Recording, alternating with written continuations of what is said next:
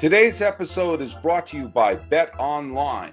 BetOnline has you covered this season with more props, odds, and lines than ever before. BetOnline, it's where the game starts.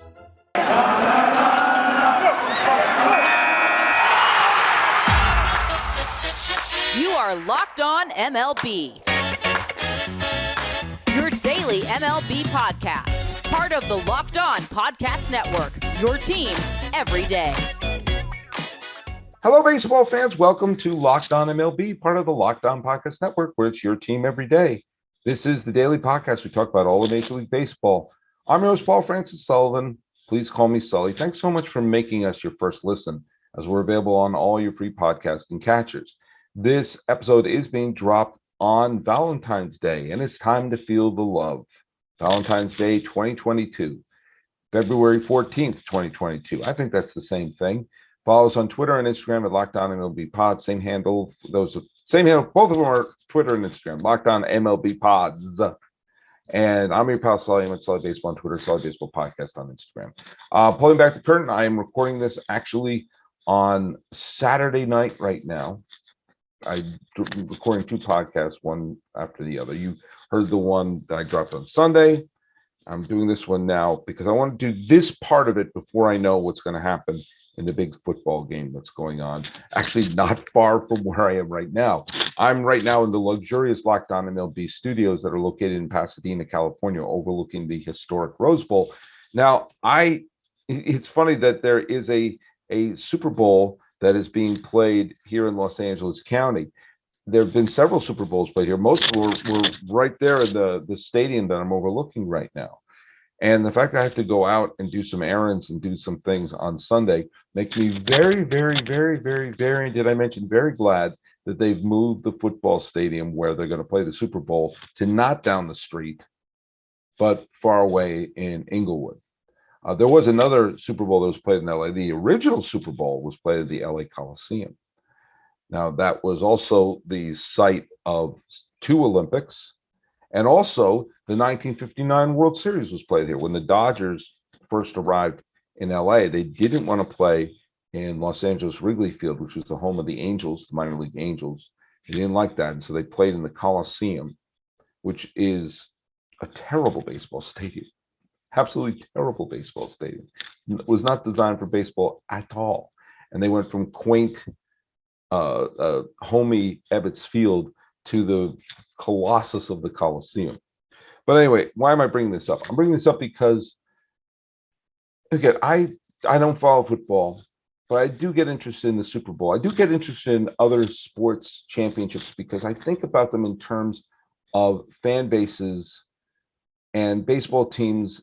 Like, which fan bases are let off the hook with a championship?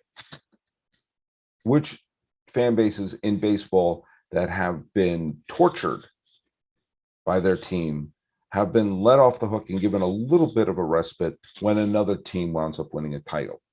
The city of Seattle, of the major sports, was in a massive drought of championships. The Sonics seem to be the most recent one from the late 70s, and they wound up moving to Oklahoma. And the Mariners remain the only franchise in baseball to never even host a World Series, let alone win one. So when the Seahawks won the Super Bowl a few years ago, it took a little bit of pressure off the Mariners and the other Seattle teams to basically say, all right, well, you know what? At least you were able to have a championship of some kind. When, for example, the biggest one is the Cleveland Cavaliers winning that amazing series against the Golden State Warriors in 2016. And just imagine what the city of Cleveland would be like if they didn't win that title and they had the Game 7 loss to the Cubs in that year's World Series. If they went 4 straight years to the NBA Finals and not winning any of them, that would have been an extra amount of cruelty. So LeBron and company winning that one title, I'm not saying it takes the Indians off the hook, but at least gives the fan base a little bit of a respite. When you're a city that has multiple teams of football, basketball, baseball, hockey, I still include hockey. When you're a fan base that has multiple teams and you've gone more than a decade without a single parade, without one parade, then it's going to make whatever team finally pulls off the title all the more loved. You know, when I was growing up in Boston, and the Red Sox were my team, but I became a big Celtics fan because they were winning. The Patriots stunk. I didn't care about the Patriots. I still don't. The Bruins weren't doing piddly-poo, but at least the Celtics were winning. And while I was in a lot of pain from what the Red Sox were doing to me, remember when the Red Sox lost the 1986 World Series? You remember that one. The Celtics were the defending champions in the NBA. So it took a little bit of the air out of the balloon of the anger of a fandom when you have a title of some sort. But, the folks in Cincinnati, I'm recording this before the game. The Reds won the World Series in 1990. Okay. And that's been it. Reds haven't been to the World Series since. In the late 80s, I'm sorry, the Bengals lost a heartbreaking Super Bowl to the San Francisco 49ers. And since then, there's been a lot of close calls with the Reds. The Reds have been in the playoffs a few times and lost some heartbreakers, including 2012, where they were basically one swing of the bat away from advancing to the National League Championship Series, where they probably would have done very well. Thank you very much.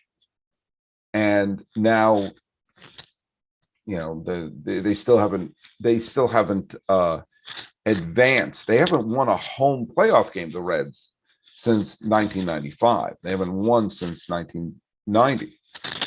Now, I have what's called the Rule of Seven.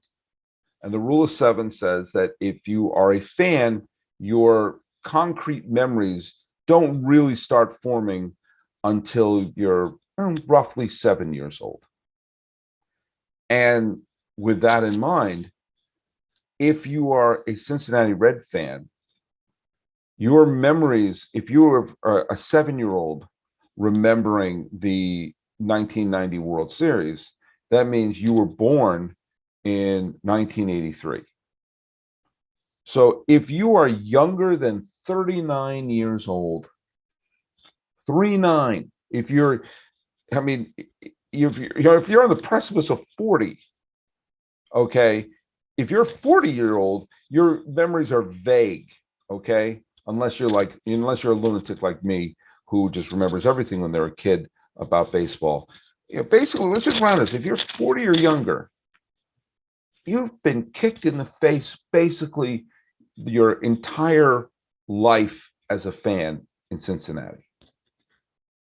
And so a Bengals win, I'm not saying it takes the Reds off the hook, but it does relieve some of the pressure from that balloon for the Joey Vottos and company, the Jonathan Indias of the world, the wonderful players on those Reds teams, to see a championship.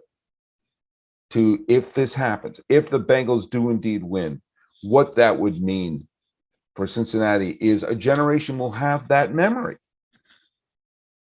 When the Phillies won the World Series in 2008, it was the first time since 1983 that a Philadelphia team had won a major championship. Okay, maybe you want to push it to 1985 when Balboa beat Ivan Drago, but I don't. And so what that title meant when the Phillies finally won in that weird World Series against Tampa Bay with a rain delay and the delayed game and everything like that, it was odd. But the fans of Philadelphia, and I know many, many fans of Philadelphia, the absolute sense of euphoria, because for a lot of people, that was their first experience of a championship. What that meant to them, whether they were whether their top team were the Phillies or the Eagles or the Sixers or the Flyers, whatever their primary team was, The fact that they had a championship of any one of those teams was such a pressure release for the entire city's fandom. And that's what could happen with Cincinnati. And when you consider Cincinnati's proximity to places like Memphis or Louisville, it may be a wider reach, or maybe to Columbus or some of the other cities in Ohio and other cities in Kentucky. What that would mean for a region to say, this is ours. And I'm telling you something, for the young fans who are probably sick of hearing about the Big Red Machine, we're probably sick about hearing about Barry Larkin, people say, this is our title. That's one of the things that is so important to remember. And I remember seeing it when the Yankees won the World Series in '96 for an entire generation. Like, okay, finally, we have our title. We don't have to keep hearing about the good old days. We now have one. We now know what that feels like. And for the folks in Cincinnati, that's what's on the line. Football might be over, but basketball is in full steam for both pro and college hoops. For all the latest odds, totals, player performance props, to where the next fired coach is going to land, BetOnline is the number one spot for all your sports betting needs. BetOnline remains the best spot for all your sports scores, podcasts, and news this season. And it's not just basketball. BetOnline is your source for hockey, boxing, UFC, odds, right down to the Olympic coverage and information. Head to the website today or use your mobile device to learn more about the trends in action. BetOnline is where the game starts. And while we're here, let's talk a little bit about Rock Auto. With the ever-increasing numbers of makes and models, it's now impossible for your local chain auto parts store to stock all the parts that you need. Why endure often pointless or seemingly intimidating questions and wait while the person behind the counter orders the parts from the computer, choosing the only brand that their warehouse happens to carry? You have computers with access to rockauto.com at home and in your pocket. Save time and money when using Rock Auto. Rock Auto is a family business serving do-it-yourselfers for over 20 years with reliably low prices for every customer. Go explore their easy-to-use website today and find the solution to your auto parts needs. Go to rockauto.com right now and see all the parts available for your car or truck, and write Locked On in their How Did You Hear About Us box so they know that we sent you. Amazing selection, reliably low prices. All the parts your car will ever need are at rockauto.com. Los Angeles and the fans here, there are great fans in LA. I know LA fans get a very bad rep when you go from, or bad rap, I'm sorry, when you go outside of LA. There are diehard Dodger fans here. There are diehard Laker fans here. There are huge Kings fans here. Now, the Rams are interesting because they've not been back here that long. They were St. Louis, it wasn't that long ago that they were still the St. Louis Rams. Of course, before that, they were the LA Rams. And sort of the back and forth franchise they have there. And LA has had a weird relationship because for so long there was no team here. And I actually thought that was kind of good for football because it meant that if you wanted a new stadium, you said, we could just go to LA. And there are so many transplants here in LA that I actually felt like they should have built a football stadium here and played Monday Night Football always in LA. And it's always two teams from other regions because there's so many people here who live all across the country that, putting a home team here may almost miss the point. Like, there are two people who are in the school that I work at in the classroom, like my teacher assistants. They're both natives of Los Angeles. One is a rabid Green Bay Packers fan, and the other is a crazed out of their mind Philadelphia Eagles fan. Neither one of them have lived in Green Bay or Philadelphia. I don't know how that happened, but that seems to happen more in football than in any other sport. And here in Los Angeles, where it's a little bit of a crazy mismatch. That being said, would this take the pressure off of the Dodgers? Well, there's no real pressure on the Dodgers at one point because the Dodgers won the World Series a couple of years ago, but it was a weird World Series. It was the COVID World Series. It was one that was all played in Arlington, Texas, and there were no games played in Tampa or in Los Angeles. They've had all these division titles in a row, finally get squashed by the Giants last year, but they wound up going to the National League Championship Series. they haven't won a normal World Series in a while. And while they did win the title in 2020, it does have a weird sort of cloud over it. It was only a 60-game season. It was the weird playoff situation. It wasn't World Series title. I'm not taking that away from them. But of all, if they had won it in 2017 or 2019, when I thought they were going to, it would have made the COVID World Series championship, frosting on the cake as opposed to the cake itself. But a Rams victory would stop and think about this for a second. Let's say you are a legit Los Angeles fan. You are a legit LA sports fan, and they exist. In 2012, who won the Stanley Cup? That was the Los Angeles Kings. In 2020, both the Lakers, that were the LeBron Lakers, and the Dodgers wound up winning. The Lakers won the NBA title, and the Dodgers wound up winning the World Series. Now, if the Rams win, then guess what? In a 10-year span, you have all four teams winning a championship. Now, that happened in Boston.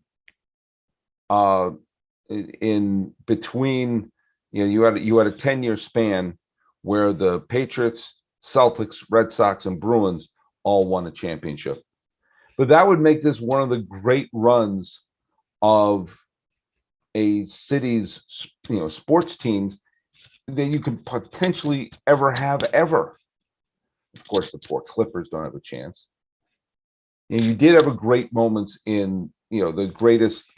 You could make the argument the greatest sports run that LA ever saw was in the 80s, when you had the Showtime Lakers, and you had the Raiders were in town and playing in the LA Coliseum, and they won a Super Bowl one year against Washington.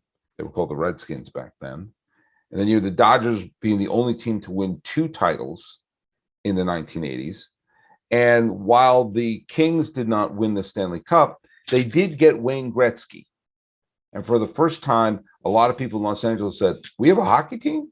And actually, in 93, the Kings actually did make the Stanley Cup finals. They lost it, but what are you going to do?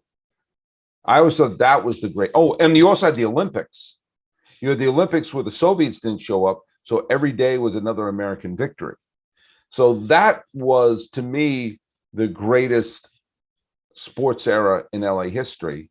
With its the two biggest stars in the history of Los Angeles sports are, I think, Kareem Abdul-Jabbar, both with the Lakers and UCLA, and Magic Johnson.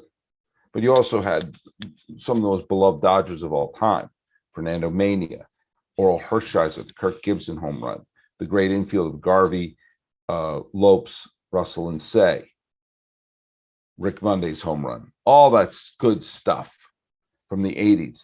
Well, now you have a new era, and suddenly all the teams have won, with the exception of the Clippers.